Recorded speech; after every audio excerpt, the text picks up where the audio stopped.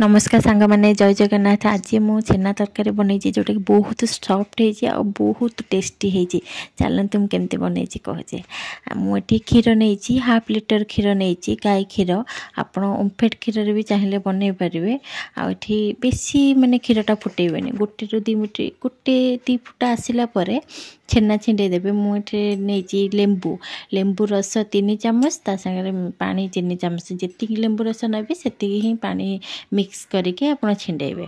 गोटे छांकार नहीं जाइए ता सागर पानी टिके पकई छेनाटा को धोई देजी आप विनेगार पकातु बा लेंबू रस छिंडातु टिके पानी रे धोईदेले तर जो स्मेलटा पलैब।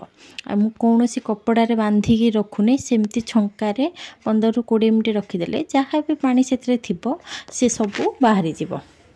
एबे चलते अलग आलू काट नवा मु 2 ରୁ 3टी आलू नहीं बेसी बड़ नुह छोट छोट साइज काटी आपड़ ए साइले काबुल चना जोटा सेटा भी ऐड करें। मु हठात करजे नहीं काबुल चना से खाली आलू ऐड कर चाहिए काबुल चना ऐड करें।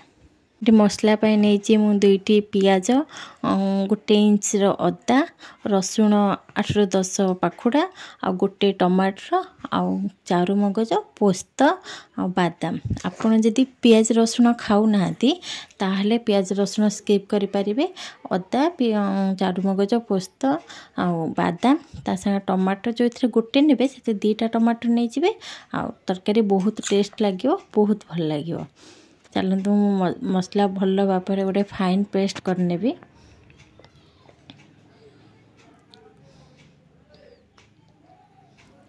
एबे देखंतु पूरा माने छेना मोर पूरा माने जेतिक पानी थिला ना सबू बाहरी गलानी। आउ ए जो हाथर जो पापुलटा आगे टिके चकुड़ी नेबे पापुली साहाଯ୍ୟରେ एमती ही करिवे कल्ला परे कौन हबो ना पूरा छेनाटा पूरा सॉफ्ट हो जिवो माने एते नरम हो जिवो ना पूरा हल्का हल्का देखो हाथ को लगे एमती 2 ରୁ 3 थर ही करदेले हो जिवो। ता संगे मु गोटे चामच ही सुजी नौची हाफ लिटर क्षीर छेना मु गोटे चामच सुजी नौची आपण आपण क्वांटिटी हिसाब रे नेबे। एठी मु मीडियम साइज रो बल्ब बनै जोटा छेनार बल्ब आपण माने एथिरे मोर हाफ लिटर क्षीर रे 13 ରୁ 14टा बल्ब हो जाए 2 जन लोकों सफिशिएंट। आपण चाहिए बड़ छोट जमती करें। एठी कढ़ई जिते गरम हम आप तेल पकेबे ना हाई फ्लेम रे केबे भी करेंगे लो टू मीडियम फ्लेम रे करेंगे लो मीडियम रे भी करेंगे लो टू मीडियम फ्लेम रे करें कहीं छेनाटा बहुत नरम सॉफ्ट से जल्दी माने पोड़ी जाए। मु देखंतु पूरा लो फ्लेम रे करछि फिर भी टिके टिके लगी जाए था आउ एई भले ही कले ही बहुत भल लगे। एबे आमर पूरा रेडी हो गलानी माने छेनाटा को आ संगरे आलू को भाजी दबा पूरा लाल लाल करके छेना बल्ब गुड़ा जमती भाजी पूरा लाल करके आलूटा को सेमती भाजी देले ना बहुत भल लगे। आ टिके लूण पकेकी भाजी देले आलू जल्दी सॉफ्ट हो जाए था। देखो आम आलू पूरा भल भाव भाजी हो गला काढ़ी नवा आलू सबू। आपण मैंने जो भी मो वीडियो देखुं प्लीज लाइक करंतु शेयर करंतु सब्सक्राइब करंतु आ मते ढेर सारा भल पाए दिंतु धन्यवाद।